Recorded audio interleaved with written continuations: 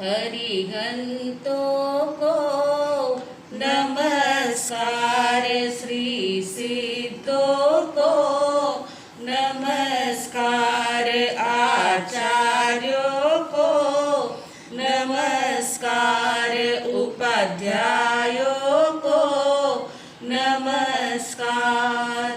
जग में जितने साधु गण हैं, जग में जितने साधु गण हैं, मैं उनको वंदू बार बार, मैं उनको वंदू बार बार। अरिहंतों को नमस्कार, श्री सिद्धों को नमस्कार। ध्यान मूलम गुरुर्मूर्ति, पूजा मूलम गुरुपदम, मंत्र मूलम गुरुर्वाक्यम,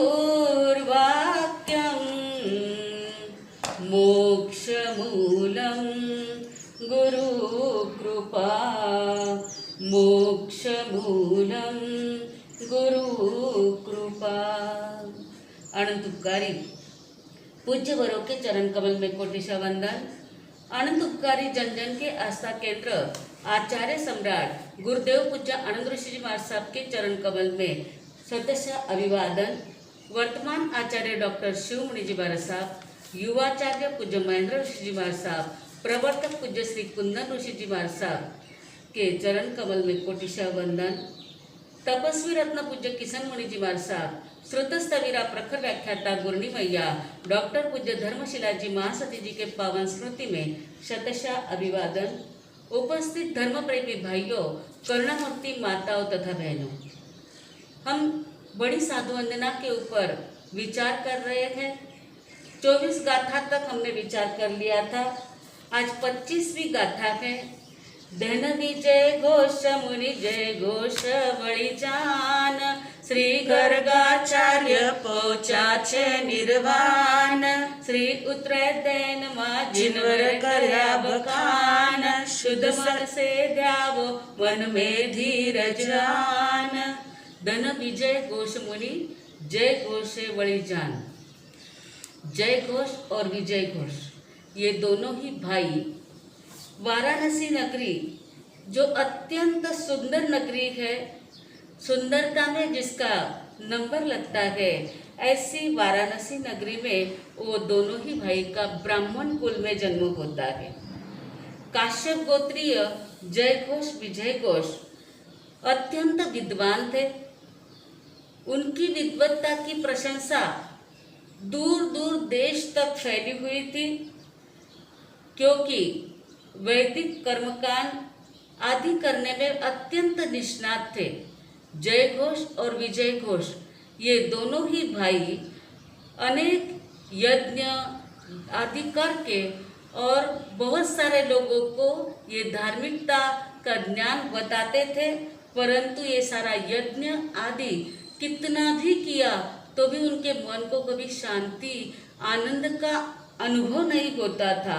वे मन से हमेशा ही अशांत रहते थे। उनको ऐसा लगता था कुछ कमी है, क्योंकि जो भवी आत्मा होते हैं, भले ही जिस धर्म में जन्म लिया है, वे कर्मकांड पहले तो जन्म से जो धर्म था वो ही सीखते हैं, परंतु जो अंतर आत्मा में रुचता नहीं है, बहुत सारे लोगों के मन में ऐसा होता है ये बराबर नहीं है, बराबर नहीं है।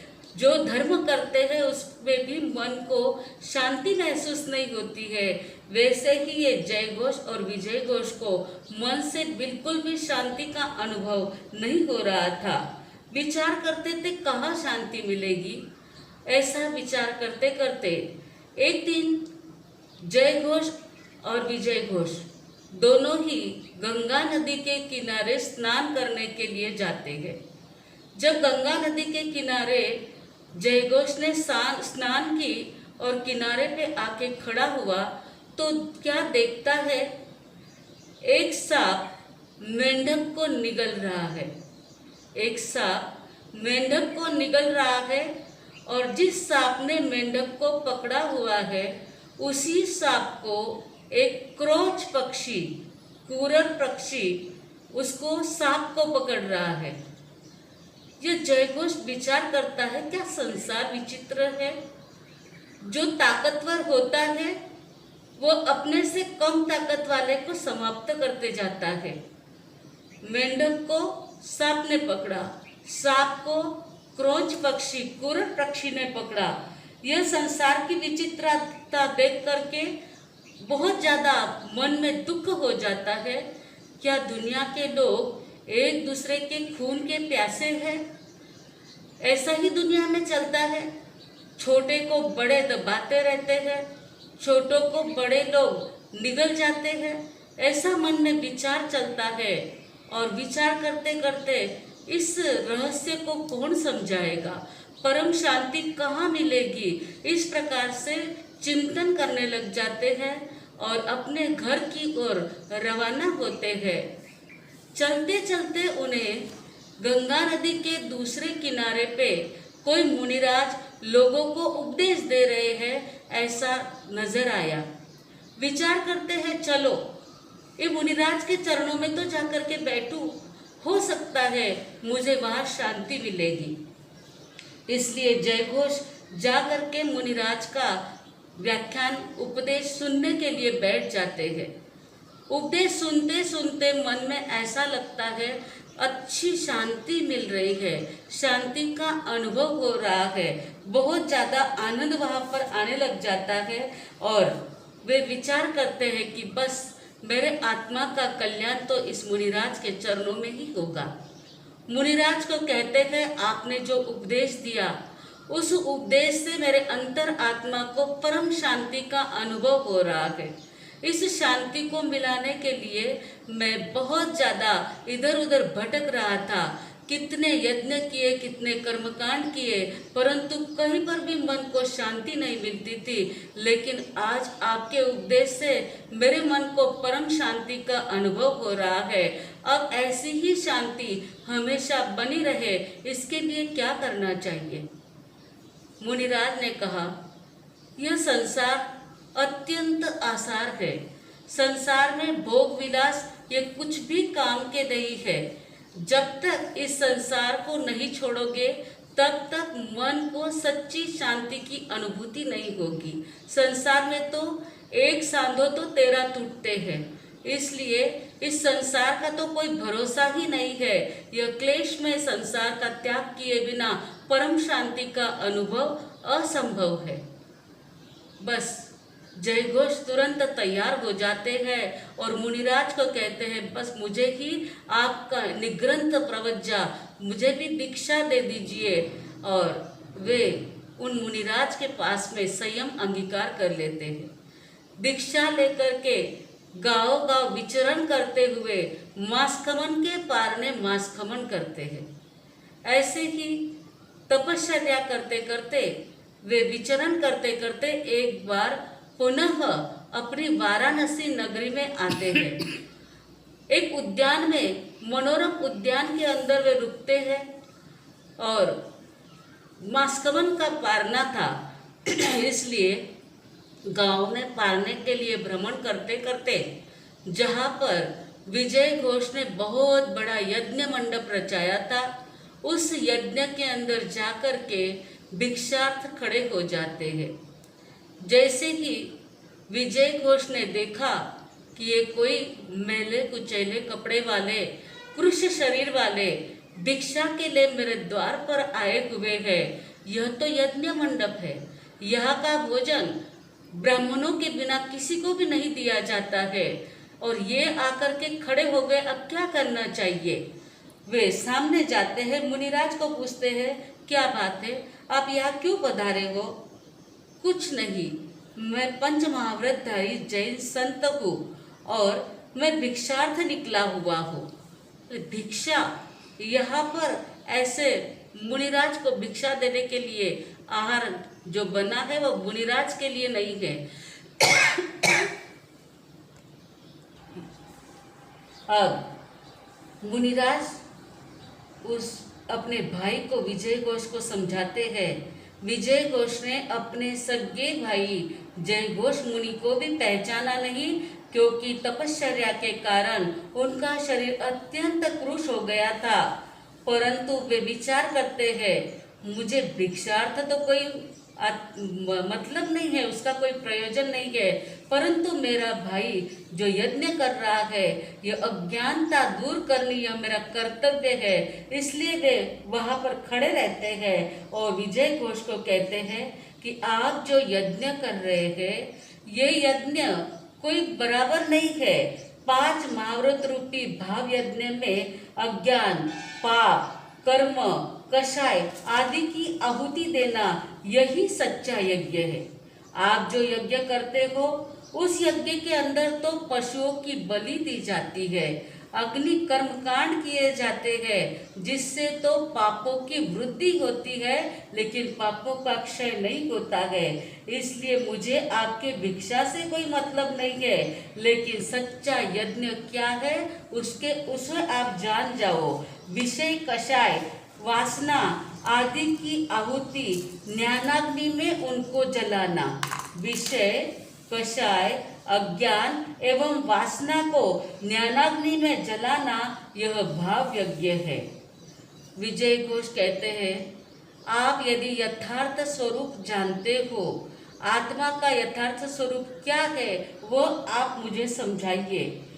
तब मुनिराज कहते हैं, आप ही बताओ, वेद क्या होता है, यज्ञ का मुख क्या है, नक्षत्र का मुख क्या है, धर्म का मुख क्या है, तप आदि क्या होता है, ये आप बताओ। परंतु विजय घोष निरुत्तर हो जाते हैं, जवाब नहीं दे पाते हैं। तब जय घोष मुनि कहते हैं कि भाई, अग्निहोत्र यह वेदों का मुख है, यज्ञार्थी यानी यज्ञ करने वाला यज्ञ का मुख है, नक्षत्र का मुख चंद्रमा है, जिसको सभी नक्षत्र नमन करते हैं, इसलिए नक्षत्र का मुख चंद्रमा है। और सर्व धर्म प्ररूपक में यानी इस अवसर्पणी काल में जितने भी तीर्थंकर हो गए, वे सबसे धर्म प्ररूपक पे सबसे पहले ऋषभदेव भगवान हो गए हैं। यानी सर्व धर्म के मुख श्रेष्ठ श्री ऋषभदेव भगवान है, जो तप रूपी वेदिका के अंदर जीव रूपी कुंड में कर्म रूपी ईंधन जलाते हैं और उससे उत्पन्न हुई शुभ ध्यान रूपी अग्नि के द्वारा शुभ योग रूपी चाटू से शरीर रूपी याजक शुद्ध भाव रूपी आहुति से यज्ञ करते हैं, वही सच्चा यज्ञ है। सच्चा यज्ञ समझने के बाद विजय घोष विचार करते हैं, ये तो बहुत ज़्यादा प्रभावशाली है, ये बहुत कुछ मुझे समझा रहे हैं। सच में मैं इतने कर्मकांड करता हूँ, परंतु आज दिन तक मैंने ऐसा कभी नहीं सुना। विषय और कषायों की अग्नि ज्ञानाग्नि में उसको जलाना, यही तो सच्चा यज्ञ है। और जिन्होंने आदि तीर्थंकर ऋषभदेव भगवान ने जो धर्म की प्ररूपणा की है, ऐसे ऋषभदेव भगवान ही धर्म के मुख है, इस प्रकार से विश्वास हो जाता है। तब आगे जय घोष मुनि कहते हैं, आपको ब्राह्मण कहते हो, लेकिन ब्राह्मणत्व और ब्राह्मण की प्रतिज्ञा से आप अनभिज्ञ हो। आप ये नहीं जानते हैं कि ब्राह्मण क्या होता है, यज्ञ में क्या करना होता है। जो ब्राह्मण है भले ही दिखने में बाहर से शांत दिखते हैं, लेकिन भीतर तो उनके कषायों की अग्नि जलती रहती है। वे क्या उद्धार करेंगे? जो स्वयं का भी उद्धार नहीं कर पाए हैं, वो दूसरों का उद्धार क्या कर पाएंगे। आजकल लोग घर में जब वास्तु शांति होती है या कोई भी शुभ कार्य होते हैं, तो ब्राह्मणों को बुला करके होम हवन आदि करवाते हैं। उनके लिए यह जो विजय घोष और जय घोष का उदाहरण है, वह अत्यंत सचोट है कि इस प्रकार से अग्नि के अंदर यानी लकड़े के अंदर घी डाल डाल के जो होम किया जाता है उससे कोई घर की शुद्धि नहीं होती है। मन के अंदर तो कषाय और विषय की अग्नि जल रही है। मन के अंदर तो सब गंदगी भरी हुई है। बाहर से कितना ही होम हवन कर लो तो कोई फायदा होने वाला नहीं है। जैन धर्म का इतना ज्यादा महत्व है, इसके ऊपर से जानने योग्य है। जय घोष समझाते हैं कि श्रवण कौन होता है, जो समभाव में रहते हैं वही श्रवण होते हैं। मात्र ब्राह्मण कहने से ब्राह्मण नहीं होता है। जो ब्रह्मचर्य का पालन करता है वह ब्राह्मण होता है। जो ज्ञानी होता है वह मुनि होता है। और जो तप होता है तप से ही तपस्वी कहलाते हैं। मनुष्य कर्म से ब्राह्मण, क्षत्रिय, वैश्य और शूद्र होता है। कोई जन्म से ब्राह्मण, वैश्य, शूद्र नहीं होता है, कर्म से होता है। केवल सिर मुंडाने से मुनि नहीं बन जाते हैं, श्रमण नहीं बन जाते हैं। मुंड मुंडाए हरि मिले, सब कोई ले मुंडाए, बार बार के मुंडते भेड़न वैकुंठ जाए, भेड़न वैकुंठ जाए। मुंड मुंडाए हरि मिले, मात्र सिर का मुंडन करने से ही भगवान मिल जाते थे। तो सब कोई ले मुंडाए, सब कोई मुंडन कर लेते थे। लेकिन बार बार के मुंडते भेड़ न वैकुंठ जाए, बार बार मुंडन करने के बाद भी जो भेड़ होता है वह वैकुंठ को, स्वर्ग को प्राप्त नहीं कर सकता है। इसलिए मात्र मुंडन करने से ही कोई मुनि या श्रमण नहीं बन जाता है। न ओंकार का रटन करने से कोई ब्राह्मण होता है, न अरण्य में जाने से कोई मुनि होता है, या कोई वल्कल पहनने से तापस होता है। सच्चा ब्राह्मण तो ब्रह्मचारी ही होता है। सच्चा ब्राह्मण वही है जो अग्नि में तपे स्वर्ण की तरह विशुद्ध होता है। राग, द्वेष और भय से जो मुक्त होता है वही सच्चा ब्राह्मण है। स्थावर की मन से, वचन से, काया से हिंसा करते हैं वे कब अपना उद्धार कर पाएंगे। विजय घोष जैसे जैसे जय घोष मुनि के शब्द सुनते जाते हैं, शब्द जैसे जैसे कानों में पड़ते हैं, उनके संतप्त मानस के ऊपर मानो शीतल वर्षा हो रही है। उनको ऐसी परम शांति का अनुभव होने लग जाता है। तब वे मुनिराज को कहते हैं, मुनिराज आप भिक्षा ले लो। तब मुनिराज कहते, मुझे भिक्षा का कोई प्रयोजन नहीं है, परंतु तू मुझे पहचानता नहीं है, मैं कौन हूँ। परिचय देना यह भी मेरा कोई कर्तव्य नहीं है, परंतु तू इस संसार के अंदर भटक न जाए, भव भ्रमण ना करे, इसलिए मैं दूसरा कोई नहीं हूँ। मैं तेरा ही भाई जय घोष हूँ और तू तुरंत इस संसार से विरक्त हो जा। इस संसार में रहने जैसा नहीं है।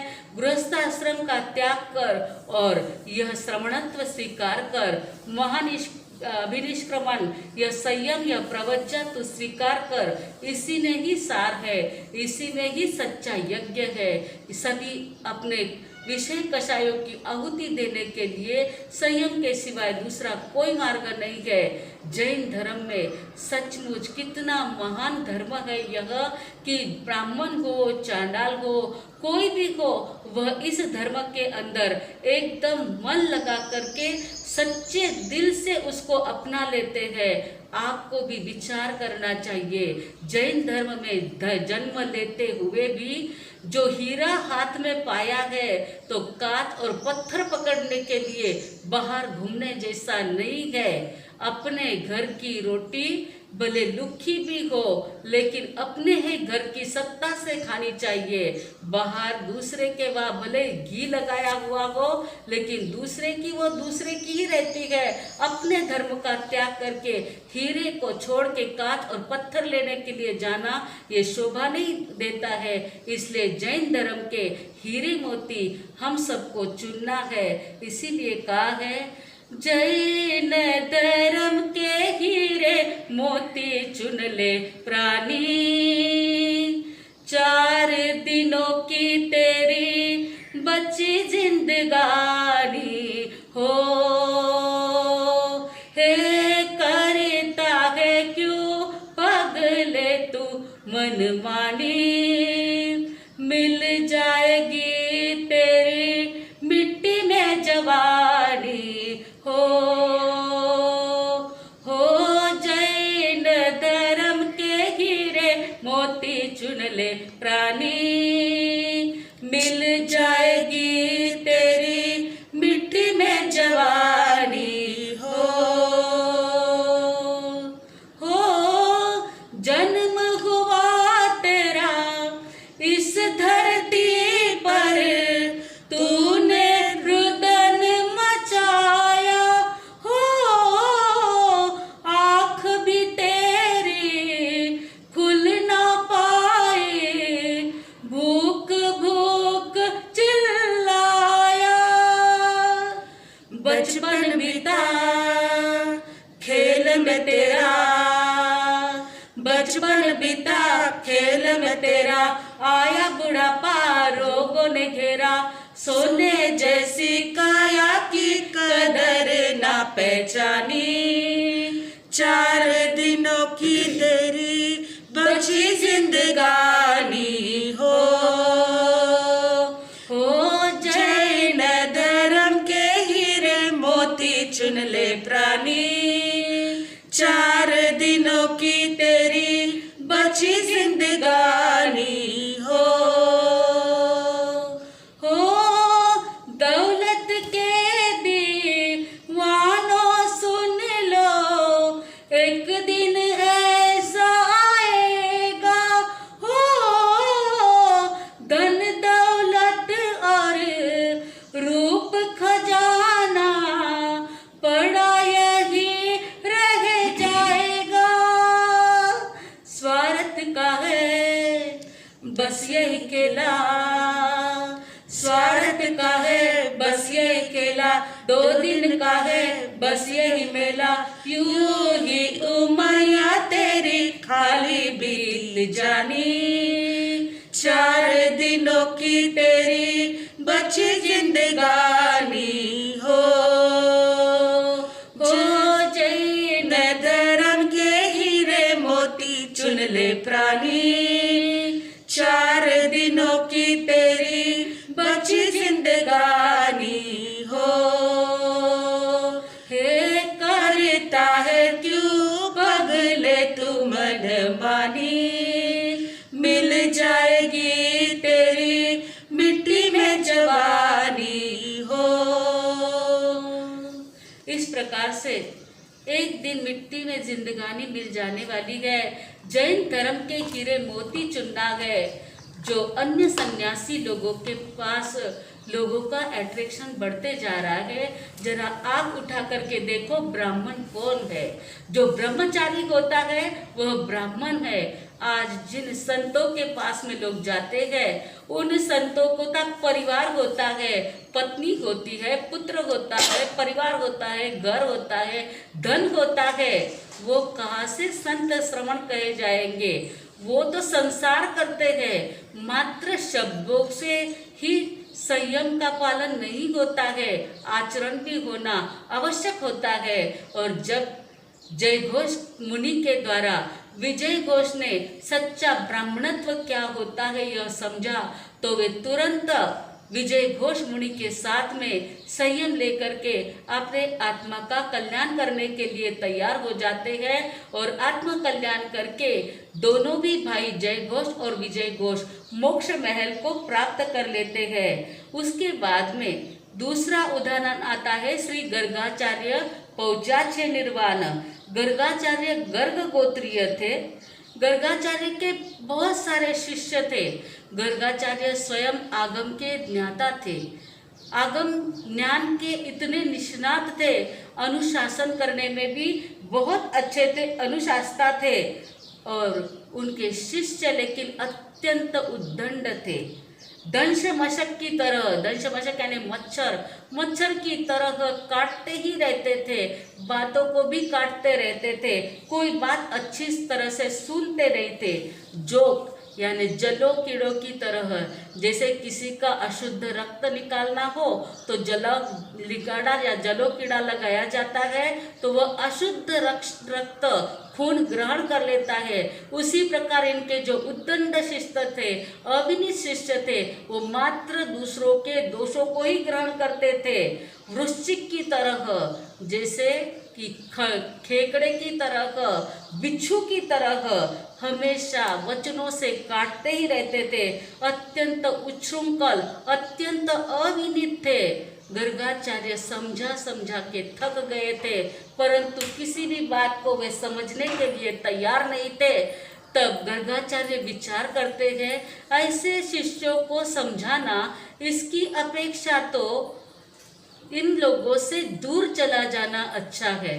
समझाने के बाद भी नहीं समझते हैं तो ये इनके कर्म जाने, मैं तो अपने आत्मा का कल्याण कर लूँ, बस मुझे अब इन लोगों के साथ में, इन शिष्यों के मोह में नहीं पड़ना है। और ऐसा विचार करके इन उद्दंड अविनीत शिष्यों को छोड़ के गर्गाचार्य अपने अपने रास्ते से, जंगल के रास्ते से एकाकी संयम यात्रा पर निकल जाते हैं और कर्मों का क्षय करके मोक्ष महल को प्राप्त करते हैं। ये सारे जो उदाहरण है श्री उत्तरायण में जिनवर कर्या बखान, जिनेश्वर भगवान का सारा जो बखान किया हुआ है, जो गुणगान किए हुए हैं, ये उदाहरण उत्तरायण सूत्र से लिए गए थे। इनका शुद्ध मन से ध्यान करने से, शुद्ध मन से इन चरित्र आत्माओं को वंदन करने से मन में धीरज मन में धीरज ला करके संतोष से इन चरित्रों को हम सुनते हैं, पढ़ते हैं तो हमें जरूर हमारा आत्मा शुद्ध बन जाता है। तो इस उत्तराध्याय सूत्र में जो बताया गया है, अभी तक के जो उदाहरण थे वे उत्तराध्याय सूत्र के थे, उन्हीं को जो ध्यान से पढ़ेंगे तो आत्मा का कल्याण होगा। बोलो महावीर स्वामी भगवान की जय। प्रवचन के आज के सवाल, जय घोष ने धर्म का मुख किसे बताया है? जय घोष ने धर्म का मुख किसे बताया है, यह पहला सवाल है। दूसरा सवाल, सच्चा ब्राह्मण कौन है? सच्चा ब्राह्मण कौन है, यह दूसरा सवाल है। तीसरा सवाल, गर्गाचार्य का कौन सा गोत्र है, या गर्गाचार्य कौन से गोत्र के थे, यह तीसरा सवाल है। आपको रोजाना की तरह ही जवाब देने हैं। आज के सामूहिक पचकान, उसके पहले मैंने कल कहा था कि वीकली प्रश्न मंच सोमवार को आएगा और आपको रविवार को उसके जवाब देने होंगे, लेकिन थोड़ा सा हम चेंज करते हैं क्योंकि आप लोग बहुत होशियार हो, आपको तो एक ही दिन में जवाब आ जाते हैं। इसलिए अब वीकली प्रश्न मंच में मैं आपको शुक्रवार को प्रश्न दूंगी और आपको मुझे रविवार को जवाब भेज देना है। जो नंबर से आपको मैसेज आता है उसी नंबर पे आपको जवाब भेज देने हैं। इस प्रकार थोड़ा सा चेंज किया है। अब शुक्रवार को आपको सवाल आएंगे और रविवार सुबह 10 बजे तक आपको उसी नंबर पर भेज देना है। आज के सामूहिक पचकान, भोजन के पहले 5 नवकार मंत्र गिनना, भूल जाओ तो दिन भर में 11 नवकार मंत्र कभी भी गिन लेना। और आज 2 टाइप के ड्राई फ्रूट से ज़्यादा ड्राई फ्रूट नहीं खाना। कौन से भी 2 प्रकार के ड्राई फ्रूट आप खा सकते हो, उसके ऊपर ड्राई फ्रूट यूज़ नहीं करना, ऐसा एक नियम रहेगा। बड़े महाराज साहब भी आपको पचकान कराएंगे, उसके बाद मंगल पाठ। आज भोजन के पहले 5-5 नवकार मंत्र गिनना, भूल जाओ तो 11 नवकार मंत्र दिन भर में कभी भी गिन लेना। और ड्राई फ्रूट में 2 प्रकार के ड्राई फ्रूट ही खाना, किसी में ज़्यादा मिक्स आ गए हो तो छूट। मिक्स कोई जैसे दूध का पाउडर वगैरह है, दूध का मसाला मिक्स हो तो छूट, बाकी छुट्टे छुट्टे 2 ड्राई फ्रूट खाना धारणा प्रमाणे उपयोग से पचकान। ओ श्री गुरुदेव गुरुनिजी महाराज साहब की आज्ञा से चतारी मंगलम, अर्यंता मंगलम, सिद्धा मंगलम, साहू मंगलम, केवली पणत्तो धम्म मंगलम। चतारी लघुत्तमा, अर्यंता लघुत्तमा, सिद्धा लघुत्तमा, साहू लघुत्तमा, केवली पणत्तो धम्म लघुत्तमो। चतारी शरणं पवज्जामि, अर्यन्ते शरणं पवज्जामि, सिद्धे शरणं पवज्जामि, साहू शरणं पवज्जामि, केवली पणत्तम धम्मं शरणं पवज्जामि। चार शरणा, दुख करना, सुख करना, आनंद करना, मंगल करना, सकल कार्य सिद्ध करना, औरन शरणों कोय, जो भवि प्राणी आदरे तो अक्षय अविचल पद होय। बोलो भगवान महावीर स्वामी की जय।